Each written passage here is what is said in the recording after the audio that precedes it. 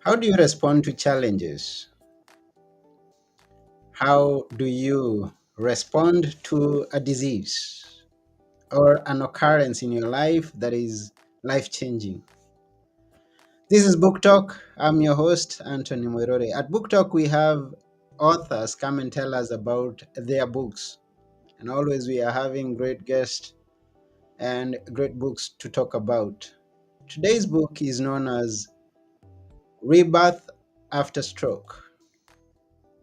And our guest today is known as, and she's going to be here shortly. She's known as Royce Morales. I would like to remind you to please share this episode with all your friends because we are going to have a great time together. And now, without taking one more minute, I'll ask you to come join me as we go together to meet our guest today, Royce. Here we go.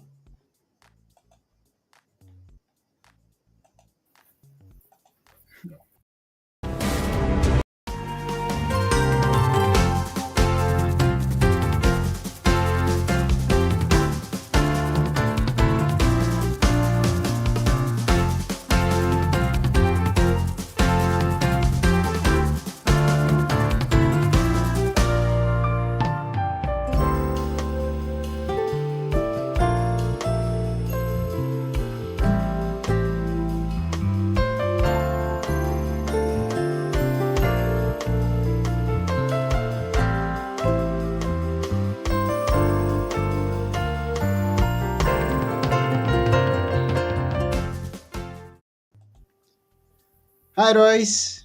Hi, Anthony. What a great question. Two questions. Wonderful questions you just asked. Thank you. Yeah, those are important questions that our listeners or viewers should ask themselves. Yes. Yes. Yes. And I'd like to properly introduce you and the book. Now, this is Royce Morales. The book is Back, Rebirth After Stroke. Yes. I needed to correct Got the you. main word there. So that's great. Thank you. Yeah, so welcome to the show. Thank you for having me. Yes, where are you? I'm in California. I live in the mountains and it's just wonderful. It's like being in paradise up here. It's great. That's beautiful. It's great to hear that. Yeah. And because when you talk to people these days, they are always talking about the negative. They're saying the weather is bad, I don't like the life that I'm living today. So when Ah, I hear a report from someone like you saying you're living in paradise on earth, that's a good report. really am. We moved here 9 years ago. I should say 9 winters ago. Hmm. And the only big adjustment was snow shoveling. So that's my only challenge, but I'm actually enjoying that. It's good exercise. That's good. That's good. Yes, and the questions I asked is because many people go through challenges and they don't have an idea of how to go through them or overcome them or even adjust to them once they come. And you've been there and done that. Been there, So, done that. Yep. yes, so we are going to be talking about your book, Bark, Rebirth After Stroke. Yes. Yeah, but before we go into that, I would like to know how far back you started writing because I am aware that this is not your first book to write. Right. It's my third book. And Mm-hmm. that's a tough question because I feel like I've always been a writer, Yeah, but and I think we have. I sort of directed it in different ways. But I had a Connection. really interesting experience in my life, and I'm a spiritual teacher, and I help people get in touch with their higher consciousness. And so I was going through this life-changing event, and I kept hearing, literally hearing, "You're supposed to turn this into a book." Huh? And I fought it every inch of the way. But what was really interesting about it is that every time I would get that message, I would say, okay, yeah, yeah, whatever, and try to ignore it. And suddenly I had these horrible pains in my hands for no reason. Mm-hmm. And my little voice said, "That's because you're not writing the book." And I said, Mm. "Okay, okay, okay." So I sat down and I started writing the book, and the pains went away. Wow. So that was my first book, and Mm-hmm. it's all about the true understanding of what soulmate relationships are about, and that's called want, true Okay. love, true love, past lives, and other complications. And so that was what started my writing journey. And then I wrote another one after that, which is all about my teachings. And that one is called No, Know, a spiritual wake up call. And then when my husband suffered a very extreme stroke, I started posting on Facebook every day. I had a lot of followers, and I started posting all these little messages about what he was going through. And I would always lead into what I was going through as a spiritual teacher, because I had to really apply what I was teaching other people during that trying experience. And everybody would be liking it and making comments. And about a month of doing this, one of the people that was making comments said to me, Royce, you really should make this into a book, because it's not just about strokes, it's about hope, and it's about dealing with challenges. And as you said, how do we deal with these challenges? So Mm-hmm. I shared very openly about what I was going through, but I always ended it with, and this is what I learned on a spiritual level. So Mm-hmm. that's where that book came from. Yeah. Yeah, and I love that idea you present to us that sometimes in life we are going to get some signs that are going to tell us, hey, you need to be doing this. Hey, you missed something along the way. You need to look Oh, back yeah. Yeah. and keep I it get from where you those. left. I Yeah, get those all the time. And if I don't listen, it's like slap across the face until I do. Yeah. yes. And again, it's good that we have people, we interact with people through the relations that we have, even through social media, like you had Facebook, and someone has got to call you out and tell you, hey, I see something in you that you don't see in yourself right now. It's And true. maybe, It's true. maybe it will be important that you bring it out. Yes, and that has happened to me repeatedly in my life, especially with my students, because you can't pretend to be something that you're not. It's going to show through. Mhm. So I've had a lot of students just call me out on my BS. Okay. And I feel, on some level, I feel as though my husband's stroke was to really, I don't know, fast forward my inner growth, because not that I was stuck, I was continuously looking within and cleaning up things that weren't completely authentic and about myself. But this really did it. This was like, the final straw on the camel's back, so to speak, Hmm. because I couldn't, I had to be real. I had to. I was dealing with a life and death situation, and I had to be authentic, 100%. Hmm. So yeah, it's been really an interesting journey, that's for sure. Yeah. Yeah. At some point, I almost thought that I got the name wrong of your book because it says back and then rebirth after stroke. How Yeah. did you settle on this name? Well, as I do in everything in my life, it came to me intuitively. Mm-hmm. When I first started writing my first book, I had no idea what I was going to call it. And I sat down and I meditated, and the word want appeared. And I went, oh, that's really what it's about. Okay, get it down to one word and then a little subtitle. The second thing, my second book, No, Know, same thing, saw it in my meditation. This one, yes, it came up in my meditation. I was hoping by the time I finished the book, he would be completely back from his stroke. But it's a long journey. It's been 9 years with him, and he's still making progress. So at the end, it's not okay. Everything's fine. He's reborn. He's the same as he used to be. He's not, and that's okay. But that was my hope from the title. Okay. He's back. He is back. He is back, just a Is little bit different. Yeah. yeah, okay, that's the.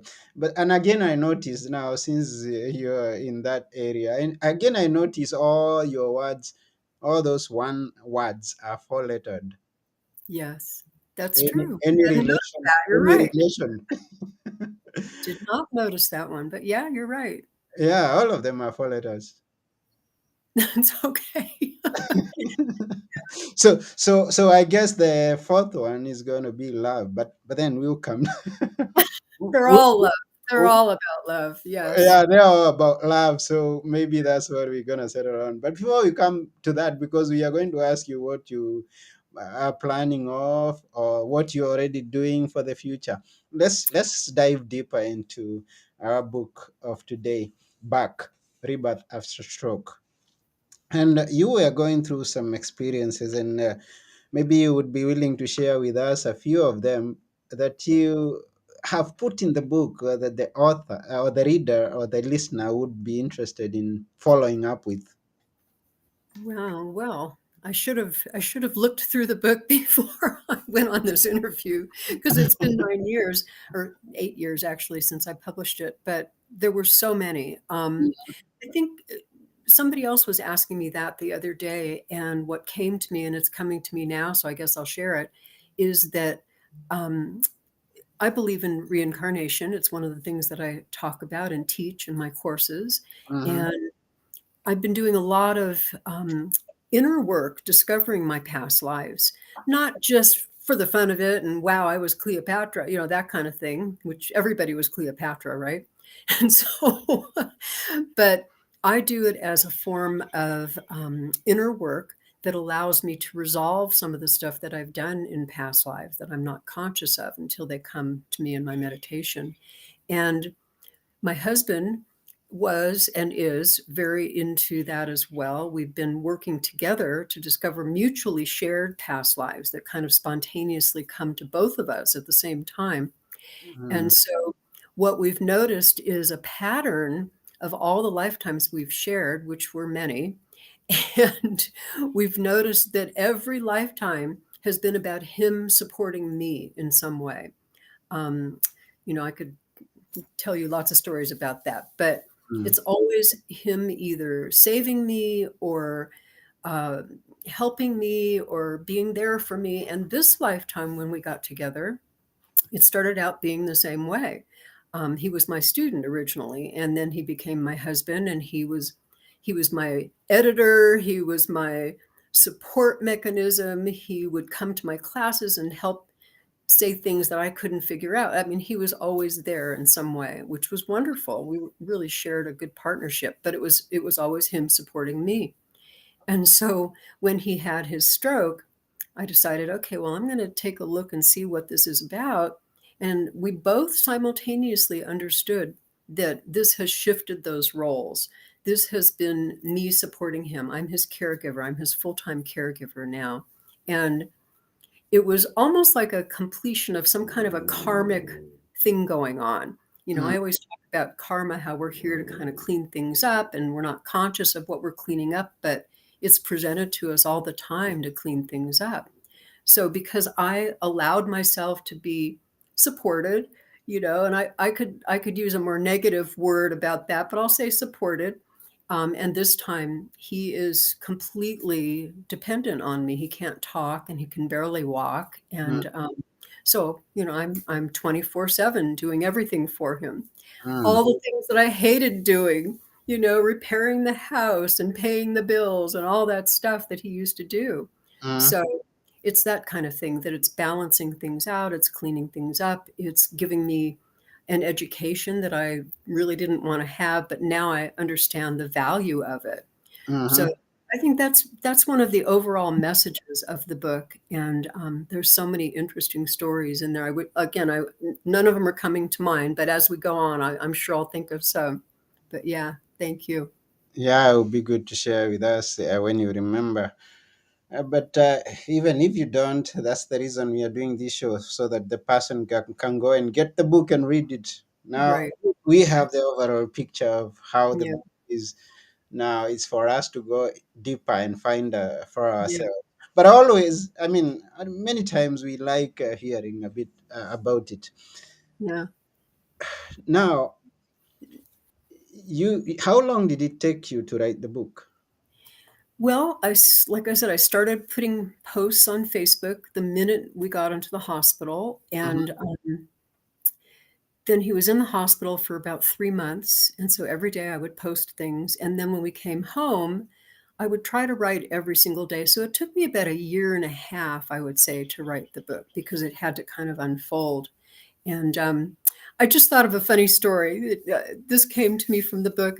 We'll go backwards a little bit and back to that question about sharing something from the book, because a lot of what happened was very humorous. My husband is quite the character. That was Okay. one of the reasons I fell in love with him. He's funny, he's wacky, he does these bizarre things. So there we were in the rehab hospital, Hmm. and he had this wonderful nurse. He was this big strapping guy, and he was really funny. And they used to, and my husband is nonverbal, so they do these funny kind of nonverbal um, routines with each other. Hmm. Like one time he had to take his blood, he had to take blood tests every day for his blood sugar levels. And so Yeah. he would, give this guy his finger. But then one day he gave him the middle finger, and he just was, they were both laughing hysterically because he would, do this whole gesture with it. So one day, it was our anniversary at the hospital, and the nurse said, "So, you've been married for 28 years or whatever it was. What is the secret to your success of your relationship?"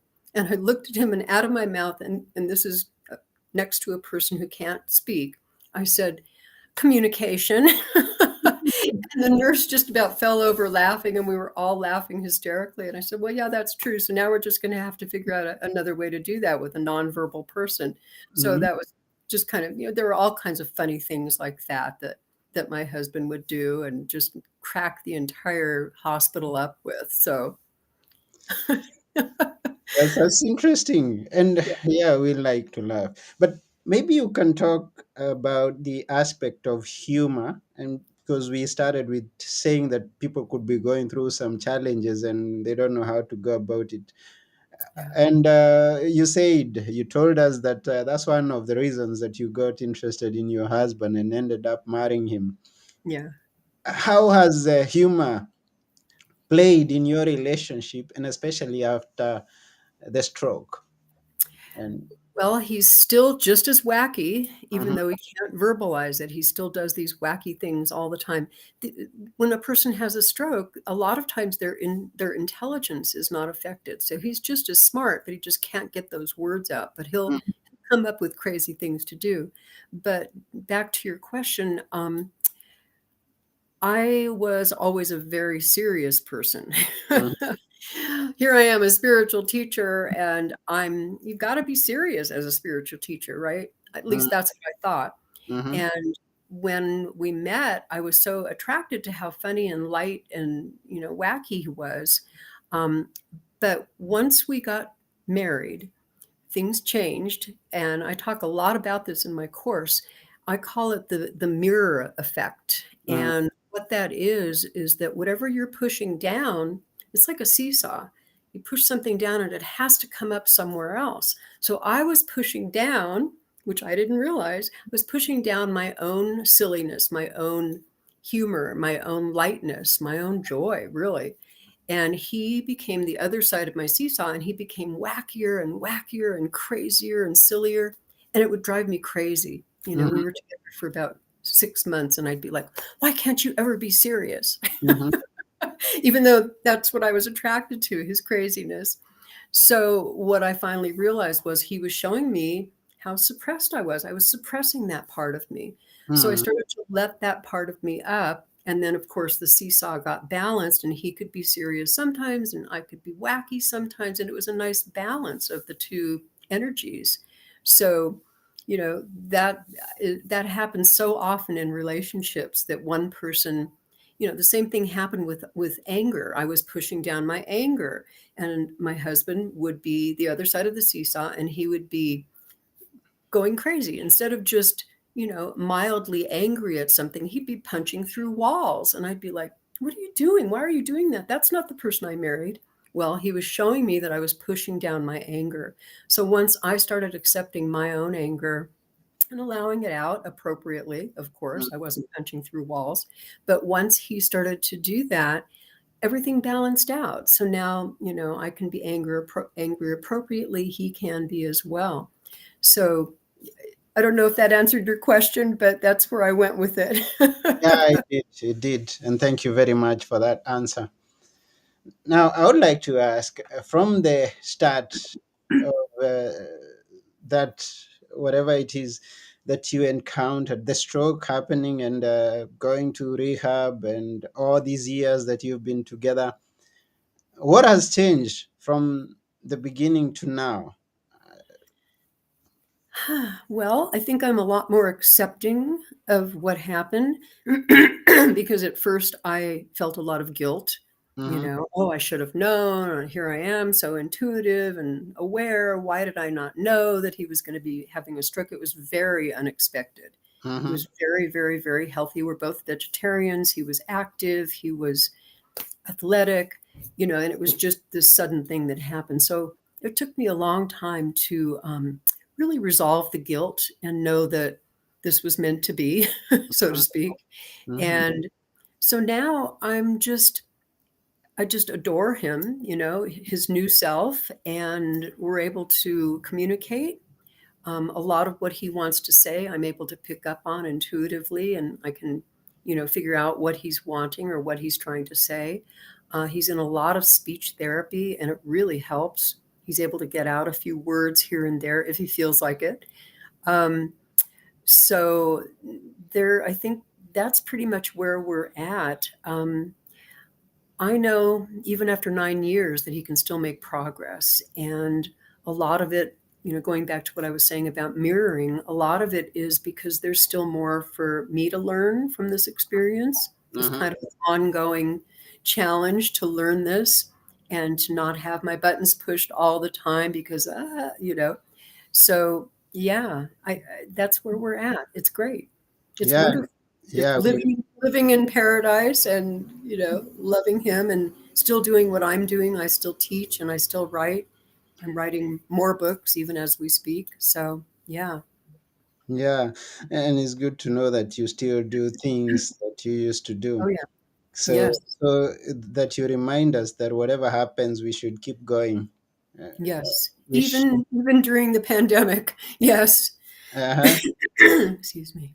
Yeah, and now that you brought in the issue of the pandemic, and that's a time that everybody was inside. Although I believe, I want to imagine that you were used already to it. Uh, and going back to you introducing us with the bright idea that you're living in paradise, how did you go? You had that challenge that was in your home, and then you have this external challenge that comes and finds you. How did you maneuver everything? Was it a blessing? I've had people say it was a blessing. I don't know about you.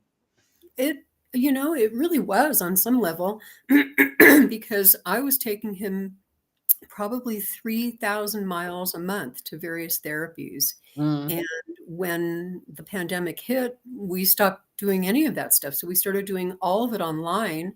So environmentally, I've saved tons of, pollution, and my gas bill went completely down. mm, Um, so there's that aspect of it. But I find that once you're used to doing everything remotely, it's really all the same. mhm, It's wonderful. Yeah. In fact, I was able to do a presentation last weekend to a group of people live, and it was the first time I've done it in years. And it was like, wow, this is odd. It felt very odd, but at the end, everybody was hugging, and it was like, oh, wow, you can hug people. I remember that. So, yeah. yeah, I think it's definitely a blessing. I really do. Mm. Yeah, it's an interesting perspective, and these things do happen in life. Yeah.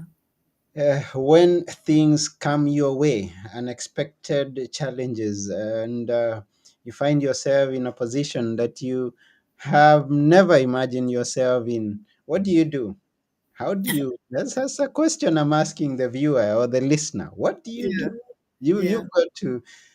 take some lessons from Royce and how she faced this situation and how she continues to work around it or move along with the challenge that she still has. Yeah. It's all Mhm. about spiritual growth. I mean, everything we go through is about our evolution, you Mhm. know, our evolution from fear to love, from, not feeling empowered to feeling trusting and empowered in everything that we do. And, I just thank my husband every day for being the best catalyst of all of that for me. And Mhm. I've had a lot of catalysts, but this was by far the best one. It really was, because I'm able to be with myself and see when I'm not coming from love and resolve it quickly. So yeah, that's what it's about. Hmm. Yeah, for those who may be joining us right now, we are talking about the book Back, Rebirth After Stroke. And you can actually get it from a link that is in the description. It will take you to Amazon and you can order it. You can read the Kindle version or have the hard copy sent to you. So now, because you started way back and you've written this book, which was released, when was it released? I think it's been about 8 years. Could be wrong. Maybe seven, around then. Yeah, Okay, so from back then, you've not actually written much. I have. I just haven't published anything, but I will be, hopefully. So Yes. when will be the next book coming out? Eve. I'm trying. All of my books are self-published, and I'm actually trying to get a real publisher. So, which means you have to go through a literary agent. So, any literary agents listening, give me a call. You never But know. I'm working on the next um, kind of the next level of my teachings and writing a second book about them. And I'm also working on, interestingly enough, I'm working on a series for middle grade readers that talks a lot about spiritual things, but it's written in a very fun, intriguing way where I have characters that are going throughout the series. It's a family, Mhm. and one of the daughters is very intuitive, and her grandfather dies, and they start being able to communicate with each other, and it's just really fun. So that's my passion right now. I would love to get those out. So Okay, okay, and we wish you all the best.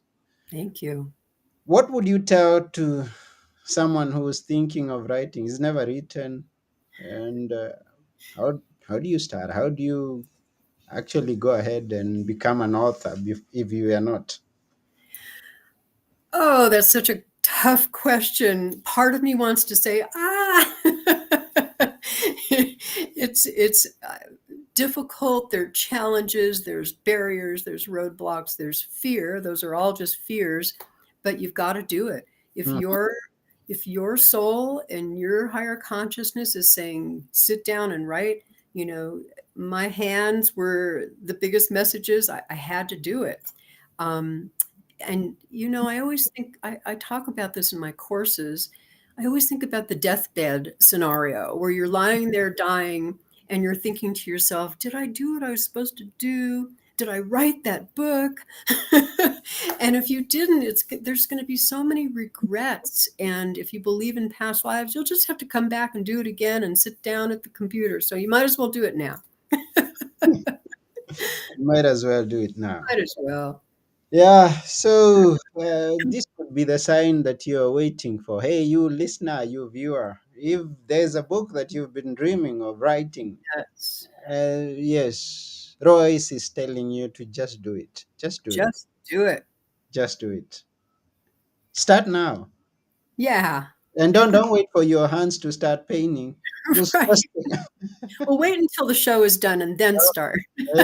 don't wait until the show is done and then you get started. Just start now. Yeah. Yeah. So thank you very much, Royce, for coming to our show today. We really appreciate you. You. This was Mhm. fun. Thank you so much. Yes. So this has been Book Talk. We're almost coming to the end, but before we go, we would ask you to Uh, leave us with a few words that we should always remember.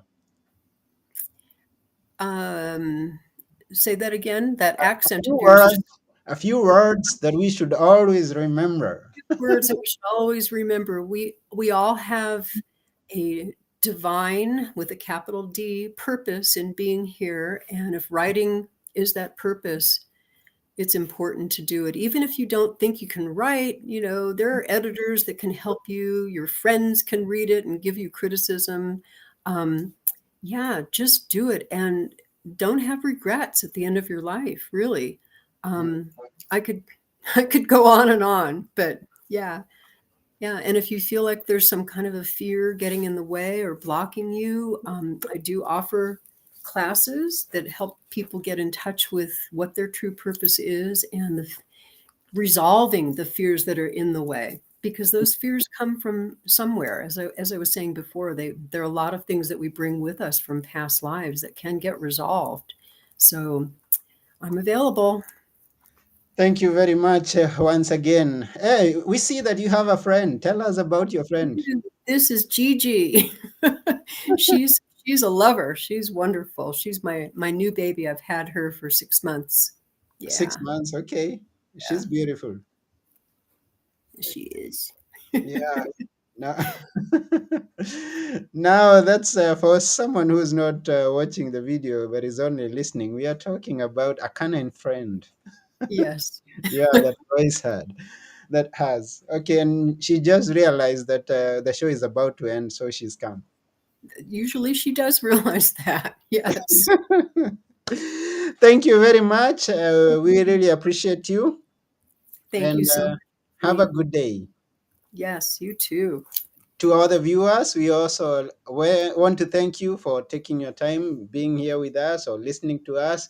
Even if you get to watch this or listen to it after we are through, we appreciate your time. And this is it. This has been Book Talk. And I have been your host, Anthony Morore. And together with our guest today, Royce Morales, we are saying bye for now. Bye. Bye.